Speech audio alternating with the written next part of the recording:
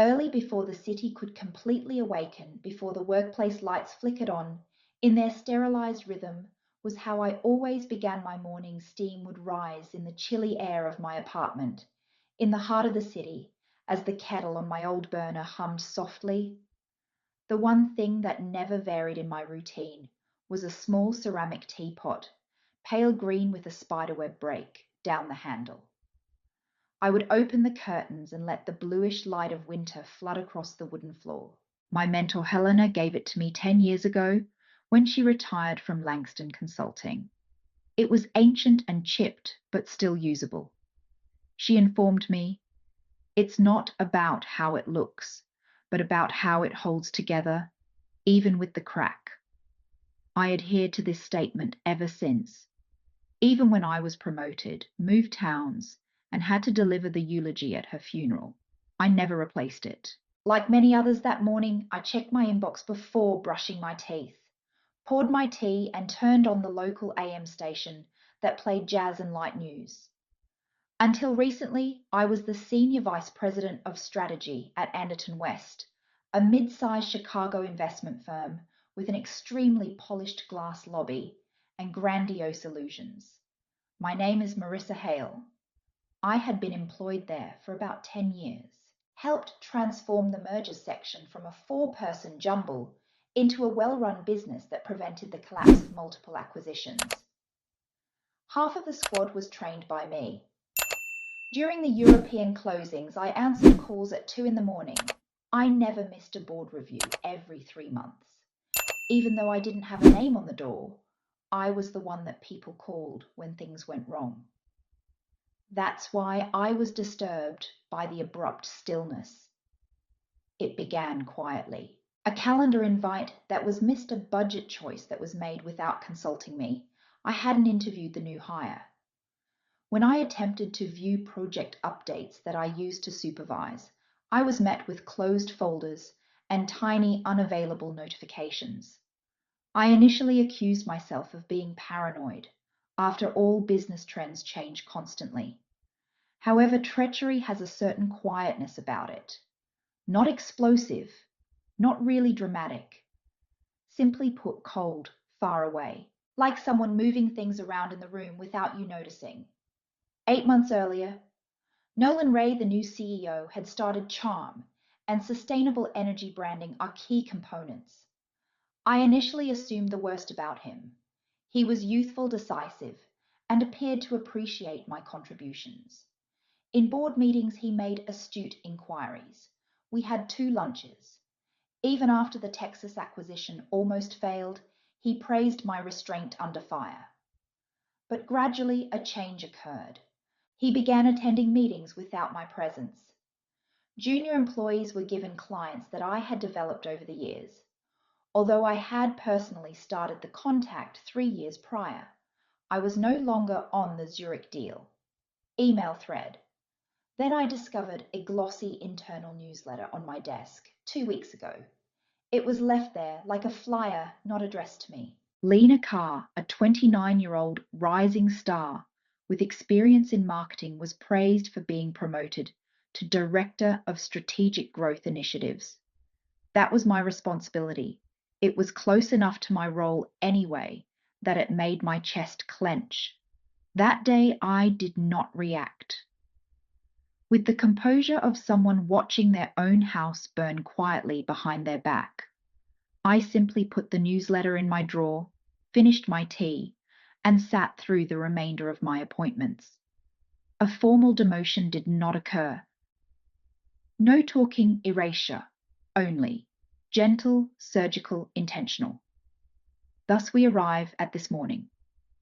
One of the mild Midwestern snows that shrouds everything in silence was falling. Wearing my typical navy coat, I entered the workplace, my boots making crisp lines on the salt-stained pavement. As usual, the security guard gave me a nod. Everything had the same appearance.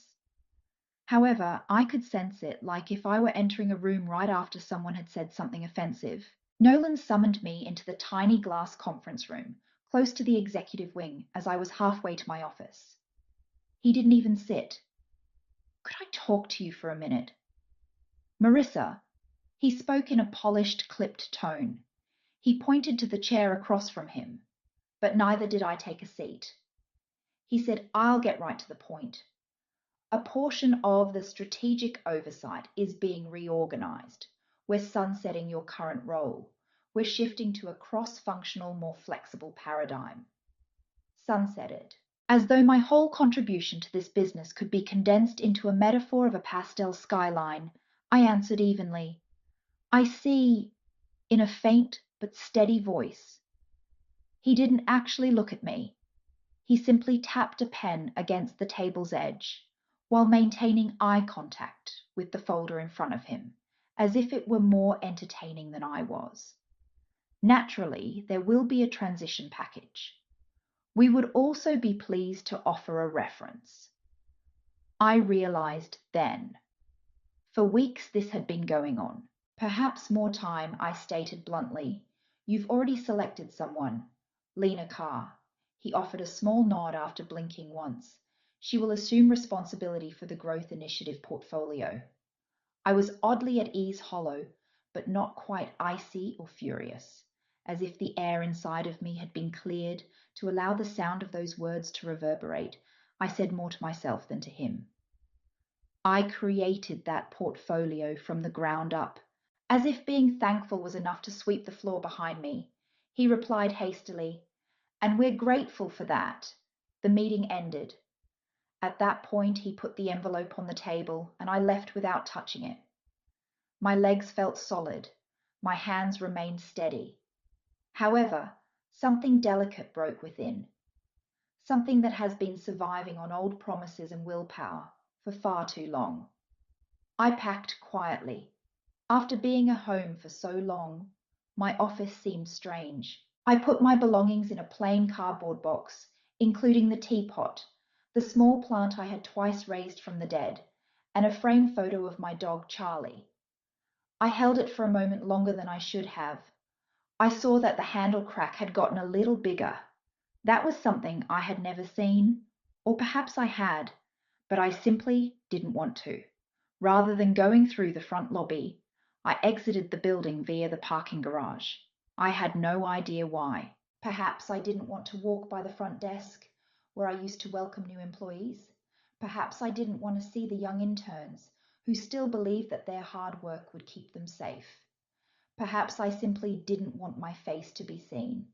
I stepped over a frozen pond close to the exit, where the snow had gone slushy and stained my black boots.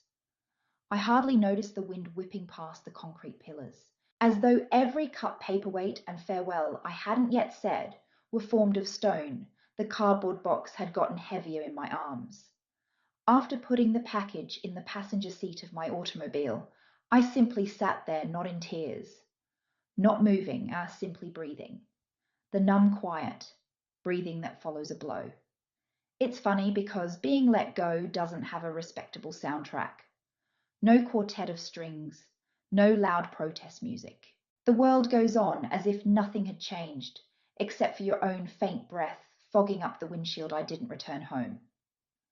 Rather, I took a car to a tiny bistro on a corner in Logan Square. Years ago, when my mother was in the hospital, I had discovered it. The cafe smelled of dark roast and cinnamon, and I craved a location where no one knew my name, and no one asked me whether I was doing okay. They always performed gentle acoustic renditions of music from the 1980s. It didn't try to fix you, which is probably why I enjoyed it. It was the same barista with the grey streaks in her hair. Her eyes softened as she recognized me and glanced up. "Hard day?" Gently, she inquired. After a moment of hesitation, I nodded slightly. She simply gave me a big chai and indicated the booth in the corner without saying anything more. Kindness without conditions has a hallowed quality. I spent a lot of time sitting there observing individuals entering and leaving, observing children begging for sweets, as couples argue about dividing scones, observing how life goes on as if the world hadn't abruptly ended my existence without even saying goodbye. It buzzed on my phone. I nearly forgot to check it. However, habits are hard to break. The email was sent in bulk from the business.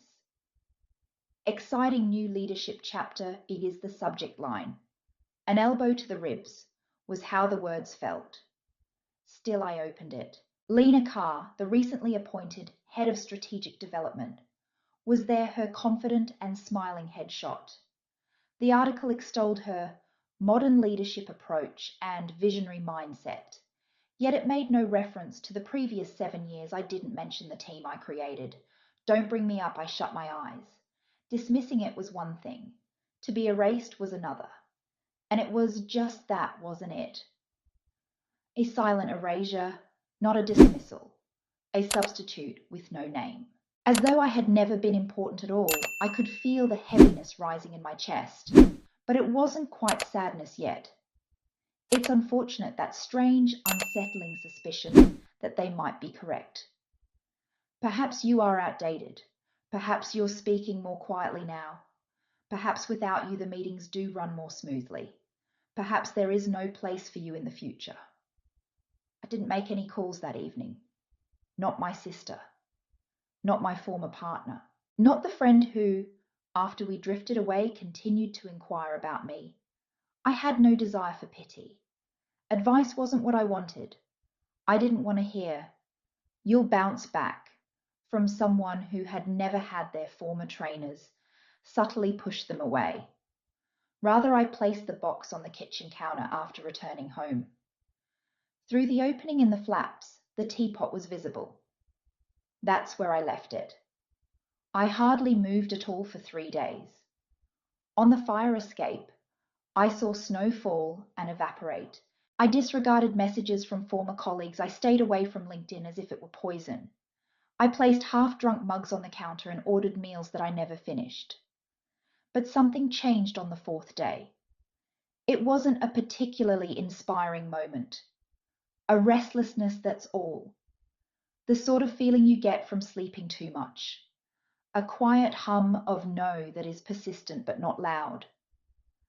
I showered for a long time. My sheets were changed. I emptied the takeout containers that were half empty. I took up my phone after that.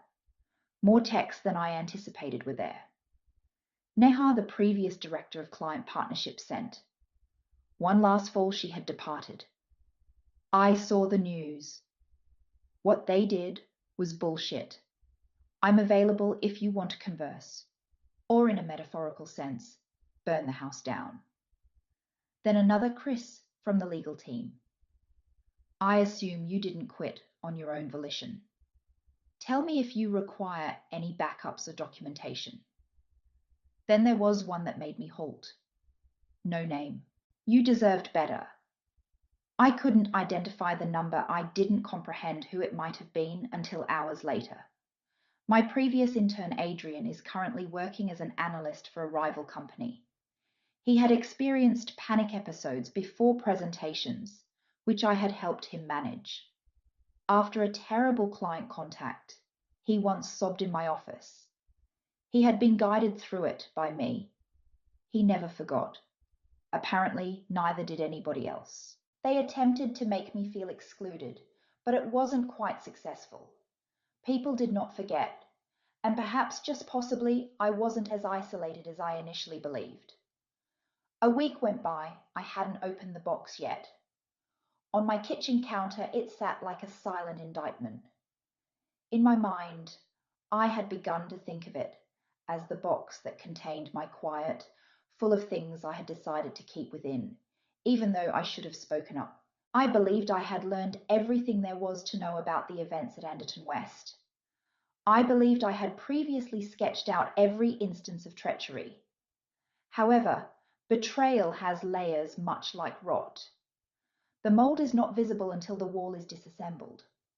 An email was the first step. Late one evening, Neha sent it to me without a subject line.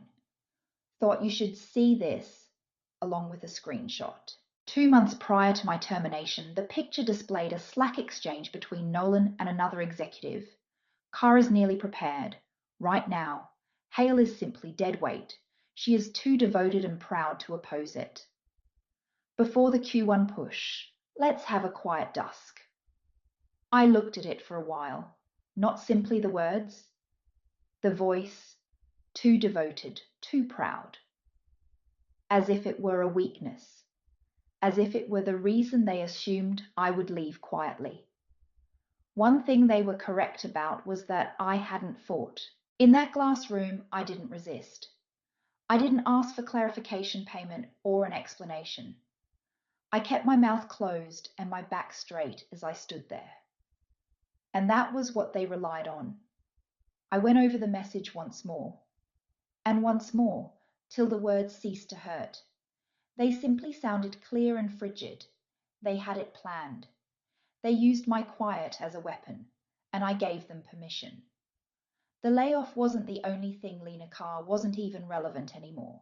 It dealt with the subdued ways in which women like me are urged to blend in, professionally, polite, emotionally stable, and never obtrusive.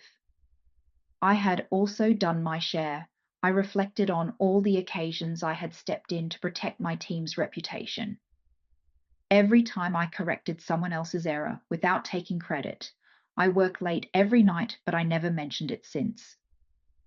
Real leaders don't complain. Then I remembered Nolan referring to me as deadweight. Dark and ridiculous that word hovered in the air. Deadweight doesn't just create departments. A dozen individuals who go on to command their own teams are not mentored by deadweight. Deadweight doesn't get up at 3 a.m. to revise a contract in an attempt to save a failing merger. More importantly, though deadweight doesn't say anything, deadweight simply sinks in silence. The twist was that the actual twist, I wasn't betrayed by them. It was that after letting a system reward me for my silence, I pretended to be shocked when it silently removed me. I eventually opened the box that evening. Not for unpacking, merely to observe. On top, the teapot was angled sideways. I removed it and traced the handle's crack with my finger. The crack used to be reassuring, evidence that objects can be shattered and still remain intact. Now, though it simply appeared worn out in a way that no longer felt honourable fragile, I nearly dropped it. Not out of rage and fatigue. However, I didn't. Rather, I carefully placed it in the sink. I then took out my laptop. I checked LinkedIn for the first time in more than a week. I was welcomed by the webpage with the customary glitzy congrats and ambiguous statements. Happy to be embarking on a new adventure. Proud to be a part of such an inspiring group. Translation: I left the building before it caught fire. I didn't make any posts. However, I began typing messages. I'd love to see any documentation I'm entitled to, said Chris from Law. To Adrian 1, you did send that mail, did you not? Thank you. Then one to a person I hadn't given much thought to in years. Tan Victor, I once worked as a consultant for a boutique firm as a former partner. He is renowned for his honesty and for taking his time and being thorough. It had been 5 years since we last spoke. I typed, hello Victor. I recall how you handled the Dublin business, but I'm not sure if you remember me. I'm investigating new avenues. I'd love to get back in touch. Before I could second guess myself, I pushed send. I then put the teapot on the shelf next to the cookbooks. I seldom used, shut off the laptop, and picked it up. I didn't keep it a secret. I didn't discard it. However, I was also no longer going to drink from it. There's a quietness that evokes resignation. After that, there's a pause that seems to be the breath before a note is eventually released. The second sort was mine. Strangely, a week after I sent those messages, I began receiving follow-up calls. It took Victor 24 hours to reply. He wrote, "Of course I remember you. On that deal, you were the only individual who didn't try to hide the facts or fudge the numbers. It's not common. I have kept up with your efforts. Let's have a conversation," but it didn't end there. Adrian gave a call. Chris sent an email. Lunch was recommended by Nehar. Even a senior vice president from a rival company sent a succinct but impactful message. I'm listening, if you're ready to build something. I was without a business. There was no investor for me. I still didn't have a plan. However, I had something superior. I gained momentum. More significantly, I was clear. the kind that only appears when all other things have been taken away, including titles, prestige, and fear. What's left is honest, clean, and crisp. You've been ignoring it for years, but it whispers things. I began to write things down. Not yet, not a business plan, only concepts and points of pain. I had observed gaps in the industry, the human element that is lost in the clamour. With the window open and the noises of the city filling my ears, I wrote at the dining table. In addition to writing at coffee shops and on trains, I once woke up at 2 a.m. with an unexpected idea for a client first consulting model that didn't treat individuals like chess pieces. The fog cleared more and more. As I wrote, I hadn't given the cracked teapot much thought until I happened to walk past it on the shelf one day. At least not in the same manner. Still intact, still cracked, it was there. Now, though, it felt more like a witness than a burden. I had a functional model by the end of the month. A moniker, a tiny group of people who already believed and didn't need to be persuaded. Over the years, the majority of them had quietly left Anderton West. I am liked by others, those who provided more than they received. People are prepared to do it in a different way.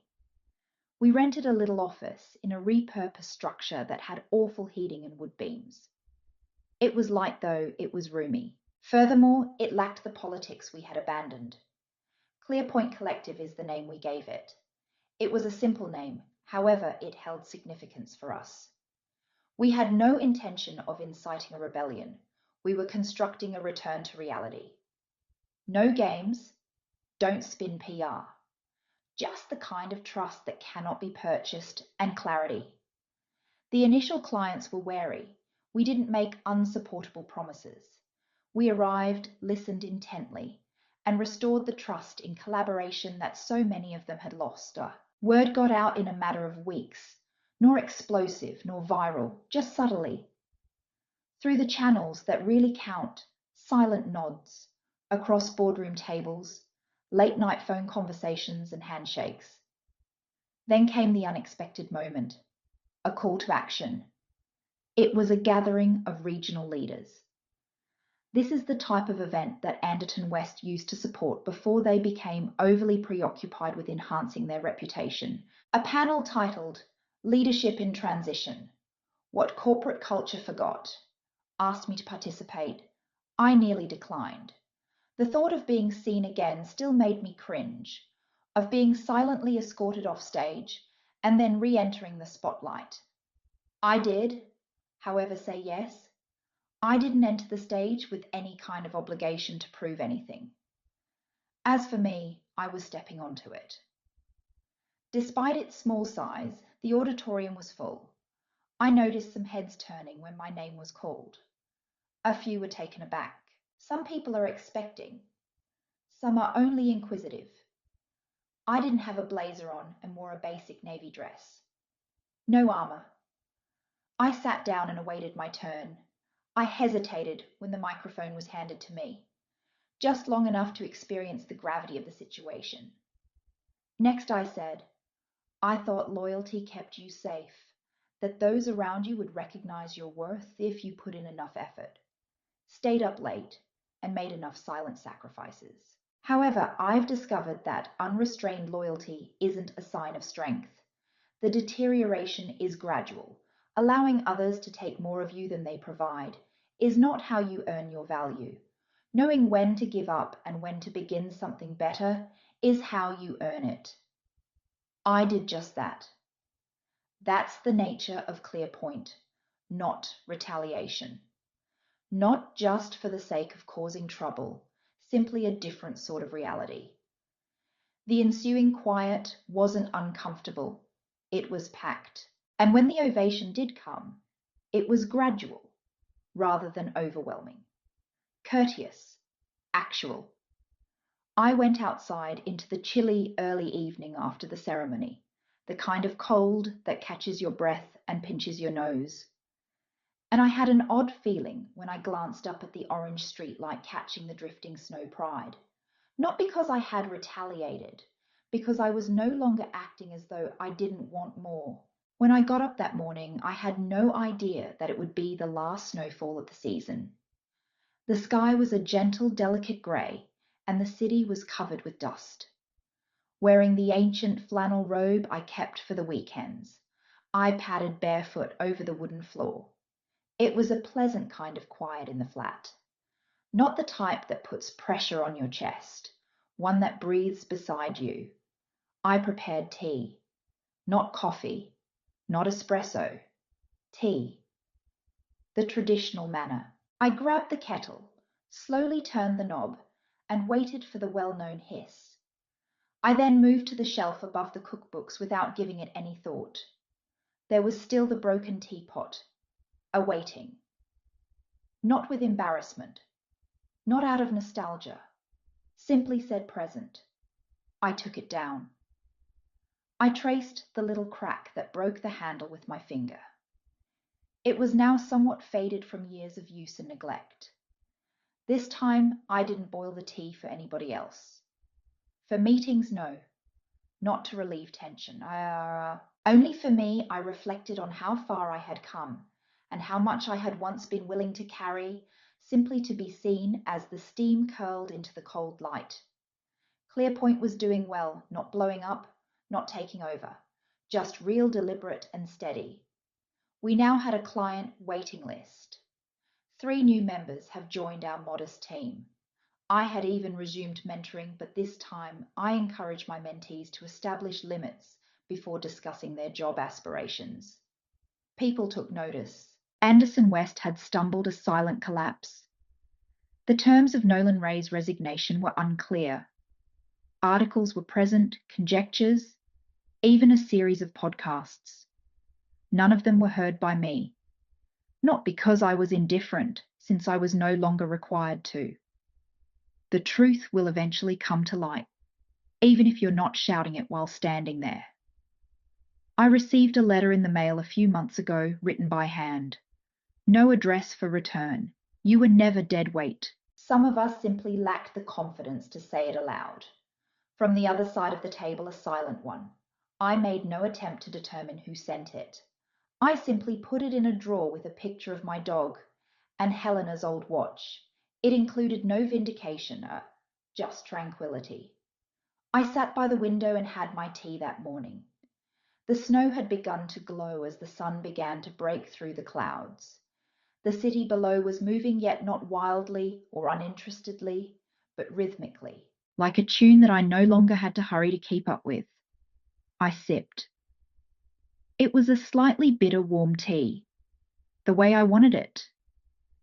A woman carrying a toddler on her hip, both of them wrapped up against the wind, crossed the street outside. Through the slush, a man rode a bike. A yellow-coated child missed his friend as he flung snow at him. Life, typical, lovely. I didn't feel like I was lagging behind it for the first time in years. I wasn't looking for atonement. I had nothing to prove. I had just gone back to myself. And it was sufficient I returned the teapot to its shelf. There is still a crack, not changed. However, it stopped whispering about shattering. It muttered something about living on the significance of holding on to something, despite its damage, particularly when there is damage. The finest retaliation I came to know that day isn't really retaliation at all. Peace prevails. It's happiness. It's realizing that your life is yours and waking up to it. It's like wrapping your fingers around a hot teacup and feeling complete. At last, what's the best part? So much more has to be brewed.